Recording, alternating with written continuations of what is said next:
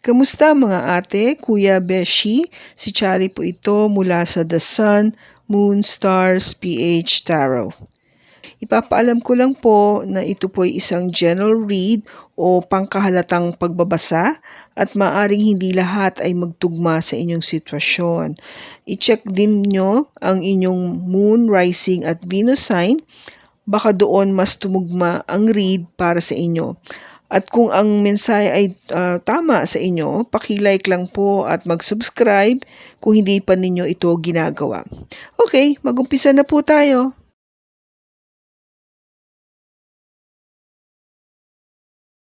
Hello po mga ate, kuya, beshies. Kamusta na po kayo? Andito ulit ako si Chari para gumawa ng another reading. And this is for the sign of Taurus, Sun, Moon, Rising, and Venus. And of course, welcome po yung mga cross-watchers ni Taurus at yung mga bago po nating mga viewers.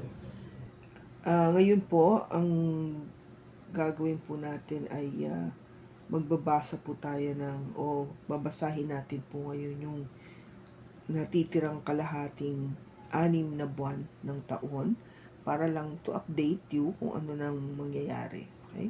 Pero bago pong lahat, gusto ko pong kunin po to yung pagkakataon na magpasalamat po sa mga aking pong mahal na mga viewers, subscribers na nagpadala po ng kanilang mga condolences sa amin, pamilya. Maraming salamat po. Tignan natin muna bago tayo mag-umpisa dun sa bawat quarter ng ating reading. Tingnan natin kung ano yung parang general message lang. Kung ano yung dapat yung i-focus. Katulad ng ginawa natin sa umpisa ng 2024. Dapat ano natin, i-continue natin yung ganong reading. Okay? So may tumalon. Sabi dito, Battle of the Blues. Okay? Parang something to do with kalungkutan, di ba? Money and unicorn. Okay. So, ang more or less sinaharap nyo, Taurus, is for the remaining half ng taon 2024 has something to do with, sabi ko nga, Battle of the Blues, no? Ang sabi dito is take steps towards positive change. Okay? Kasi parang, di ba kung titignan mo yung blues is, parang may relasyon siya sa kalungkutan, no? Sorrow or depression or parang longingness, no? Meron kang namimiss or parang kinalulungkot mo. Now, maybe it has something to do with money, no? Find a way to abundance. Okay. Hanapan mo daw yung paraan para iko'y guminhawa, no? Dumami pa ang iyong kaperahan o resources. Unicorn, it says here, this is to invite serendipity. Okay. Diba? Serendipity is more of like, parang mangyayari siya ulit. No? Mangyayari siya ulit. So, ito yung tatlong bagay na God or universe is asking you to focus on, na medyo, maybe it has something to do with naapektuhan ikaw, no, for the remaining half of the year. So, yun yung advice sa'yo na to focus on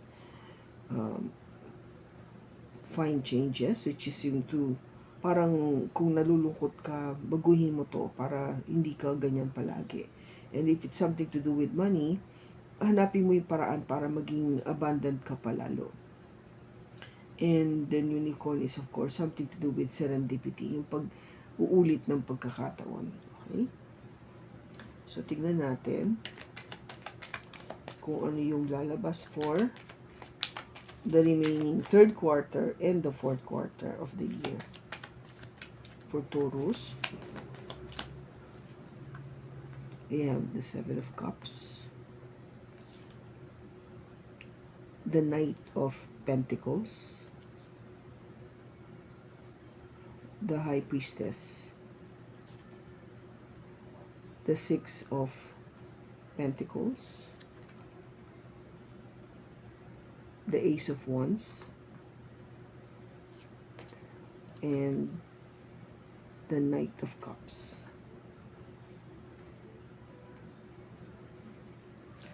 Okay, katulad po nung huling pagbasa ko pagdating po sa mga reading for the year, no, I will start po with money and work, and then babalik ako to do the love reading. Okay? So, ang sinasabi dito, Taurus, for your third quarter, which is July, August, September, okay? Now, July. Seven of Cups. Marami kang iniisip na gawin or option when it comes to your money or work. Parang marami kang gustong matupad o pinaplano na maisutupad, no?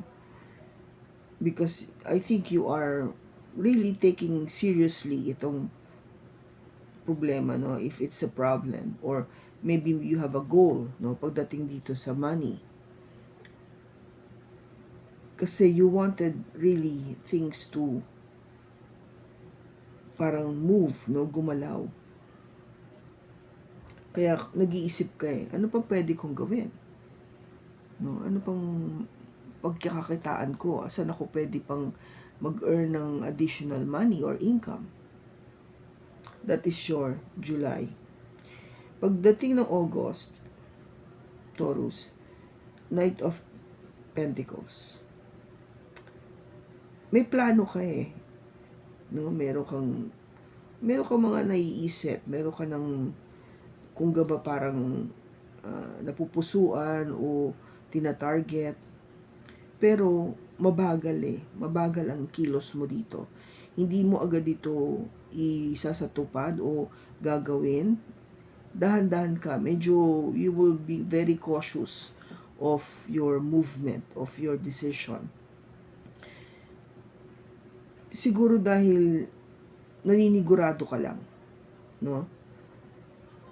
With the Knight of Pentacles kasi, gusto mo na talagang kung ba sure ball, no?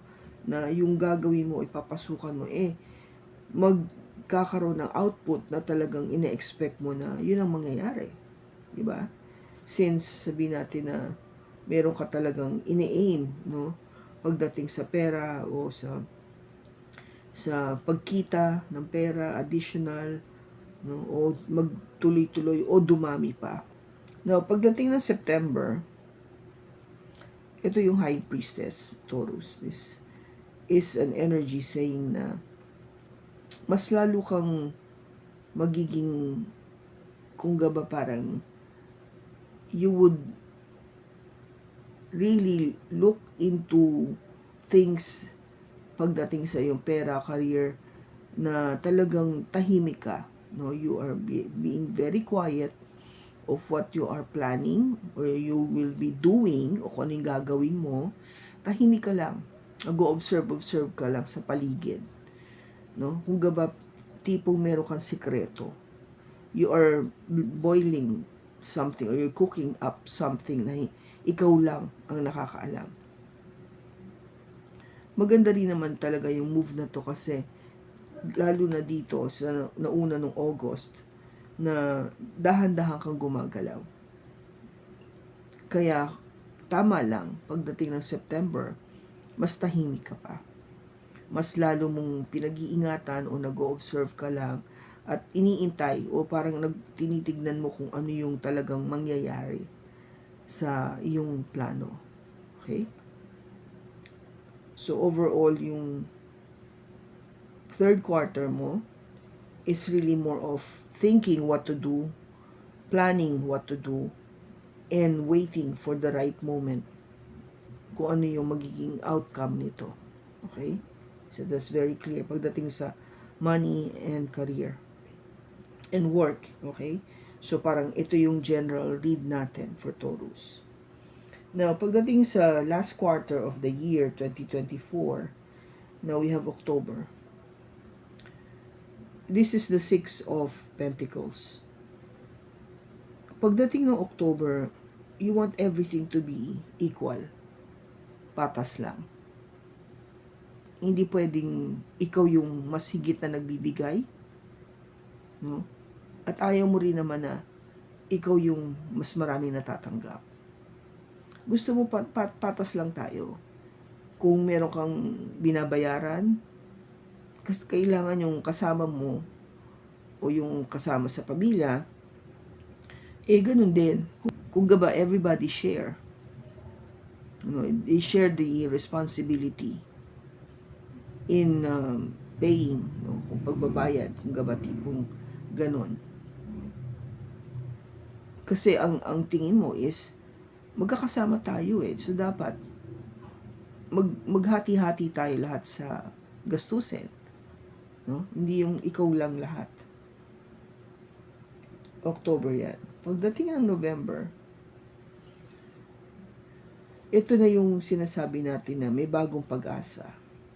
Okay? Something na nakikita mo na there is a new beginning. Something very passionate ka na alam mong ito na yung kung gaba sign, hinahanap mong simbolo o hudyat na ito na yung umpisa ng aking iniintay na mangyari. So, November is quite promising because this is a new beginning, no? Panibagong pag-uumpisa. Now, pagdating na December, we have the King of Cups. Now, the King of Cups is all about, of course, love and understanding and caring.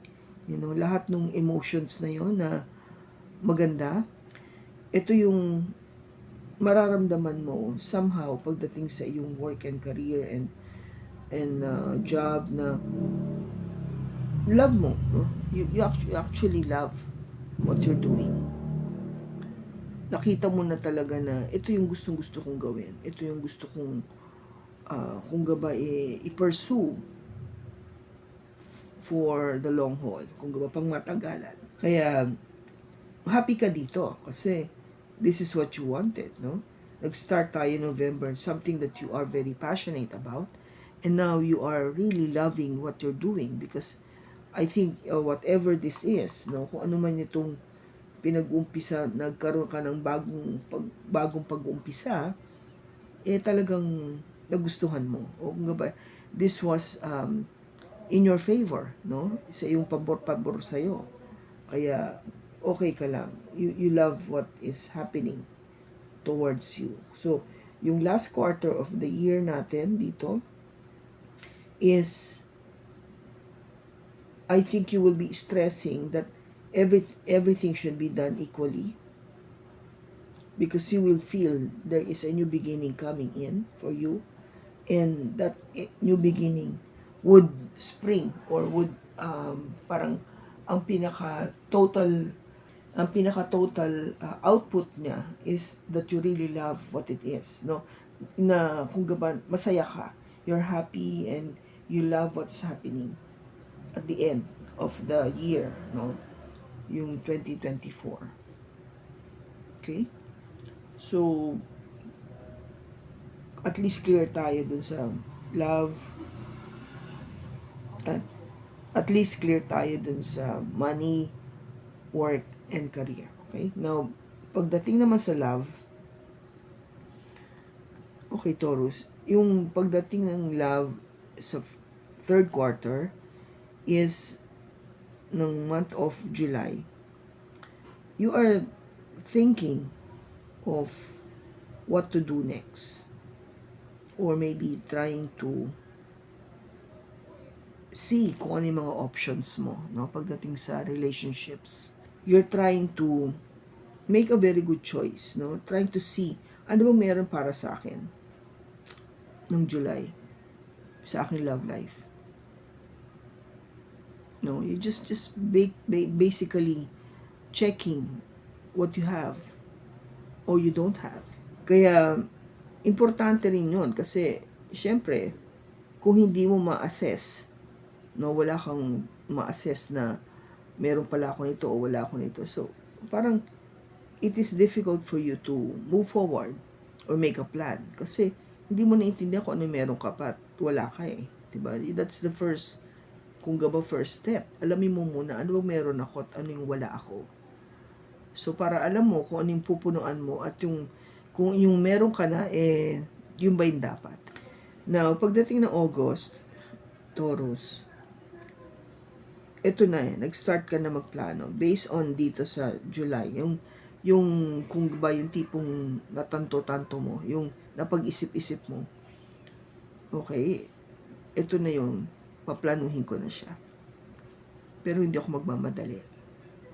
Hindi ko mamadaliin, hindi ako maghahabol. Maghihintay lang ako, no? Ng dahan-dahan. Para talagang makita ko kung ito na ba yung tamang movement o galaw o desisyon na aking gagawin pagdating sa aking relationship. Kasi pagdating ng September, talagang paggagamitin mo ang iyong intuition dito.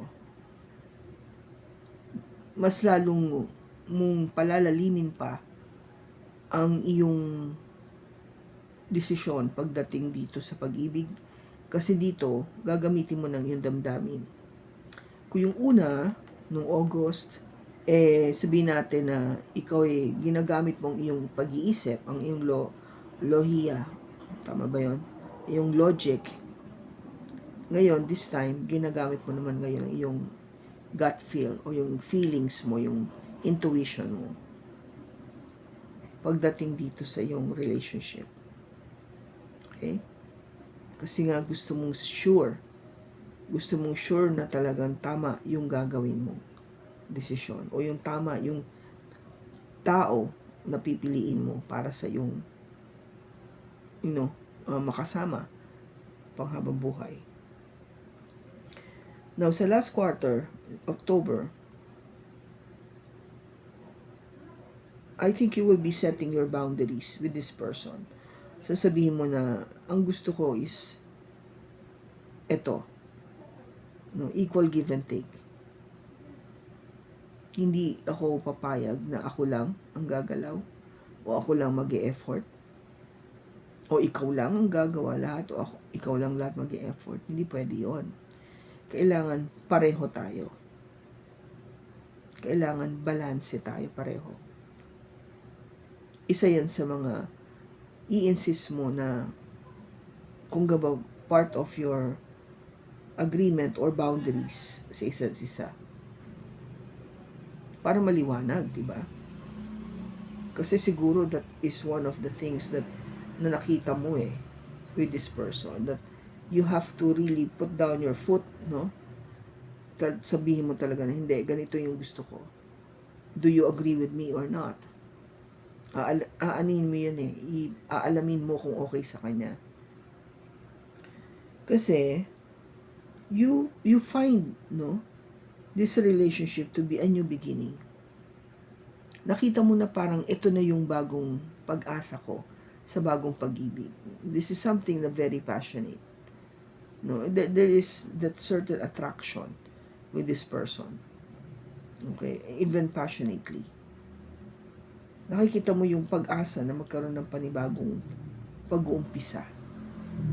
Okay, so you just wanted to be sure na kung ito na nga yung tao na pipiliin ko, nagkakaintindihan kaming dalawa pagdating sa paano namin i-deal itong relationship na to.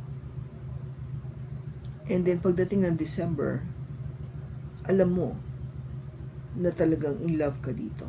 At alam mo na yung tao na to is truly in love with you as well. Because this is the King of Cups. This is all about love. Okay? This new beginning na naramdaman mo is with this person is really showing you or telling you that this is the one. No? Love. May love talaga. Okay, so tama lang yung naging movement mo, no? Nung third quarter, kung maingat ka, nag-isip ka, nagplano ka, dahan-dahan kang, nagde-desisyon o nag-observe ka muna, hindi ka basta bumigay, tama yun, na yung plano mo, yung pagpaplano mo sa buhay mo.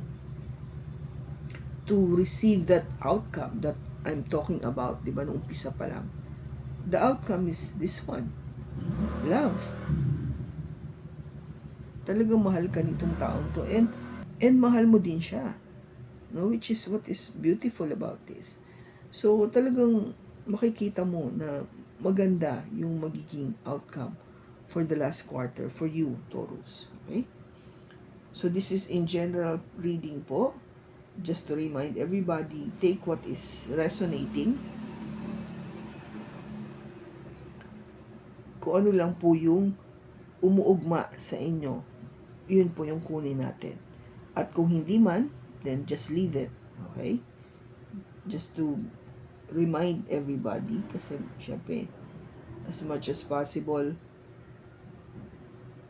we want na makuha natin yung energy nyo. But of course, sa dami po nyo, we cannot do that. But this is what we are getting now in terms of general reading or general o pangkahalatang pagbasa para po sa Taurus. Okay? So, masasabi ko lang is maganda naman, no? Maganda yung outcome. So, nothing to worry about. Nothing to really be, yung kung gaba parang pag-iisipan mabuti. Just focus on what you wanted to achieve for the last quarter of the year, and you will get there, no? Basically, you will get there. It just needs a lot of patience, no? Especially itong third quarter. Patience, and use your intuition, your gut feel, no? Kung ano sinasabi, dinidictate ng iyong konsensya. Kaya, dahan-dahan lang. Huwag magmadali. Yun ang aking advice dito. Okay? So, I hope na nakatulong ito sa inyo ng malaki, Taurus, kung kanino man energy itong mga nakuha natin ngayon. Maraming salamat sa pagsama nyo sa akin sa pagbasa na to. Sa susunod po muli, ingat kayo and God bless.